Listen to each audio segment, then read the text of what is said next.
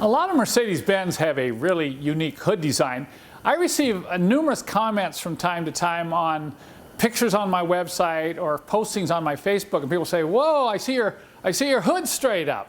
And people think that, wow, that's really cool. I wish the hood of my car went straight up, or how do I do that? And it is amazing. Some people own these cars and may not even know that you can get the hood to go straight up in the air. And you talk about being nice to work on an engine when you get that hood away from your head.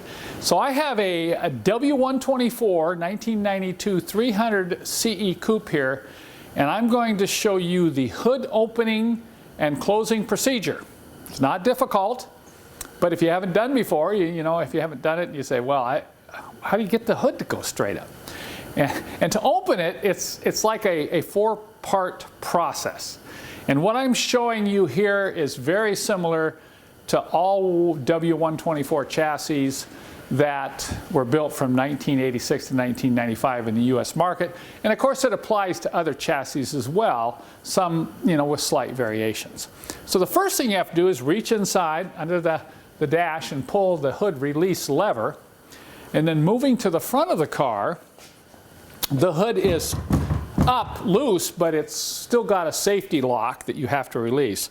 So you can just lift up on it and you'll see this hood pull lever, pull this straight out, and then you'll bring the hood up and it will be spring loaded into what is called the normal position.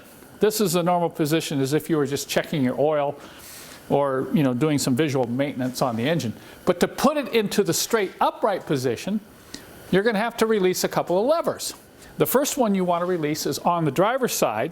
There's a little lever right in here that you'll pinch, or no, pull, I'm sorry, lower the hood slightly, push the lever out, let the hood come back up, and it will lock into a secondary mid position.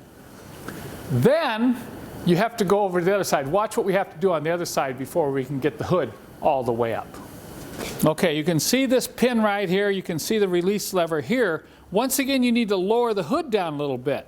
But if you lower it down too far, you'll lock the other side in. So you put your finger on the release lever and lower the hood just enough so that you can release the pin on the right side, and then up the hood goes and locks into the vertical position. You can see just how nice it is to be able to open a hood up into a vertical position like this. I mean, I just love being able to work on my engine without worrying about hitting my head. You should see me trying to work on my 1959 Mercedes. You know, the hood opens up about this much, and I can barely get in there, let alone even see what I'm working on.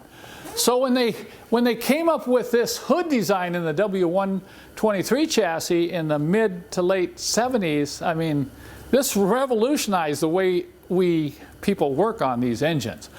Now, closing it is a lot easier than opening it. It's only a two-step process. You don't even need to go over to the right side. That'll release automatically. You only have to worry about this locking pin on this side. And just a word of caution, don't let anybody else close your hood for you, okay? A lot of well-meaning people and friends have come up and they just, okay, I'm going to close the hood. And they push. And it will literally ruin your hood hinges. And a lot of people don't understand this. I see so many bent and damaged hood hinges on these older Mercedes. So just a word to the wise, you know, make sure you're the one that closes your hood. So this is how it's done. You just release this lever here on this locking pin, and you push the hood down, and you'll hear it lock both pins into the mid position. Hear that? 1, 2. And there it's locked into the mid position, and then all it takes from that point is to lower it down. And what I prefer to do is walk around to the front, use both hands. Don't push on the hood, you push on the grill, and just snap lock it into place.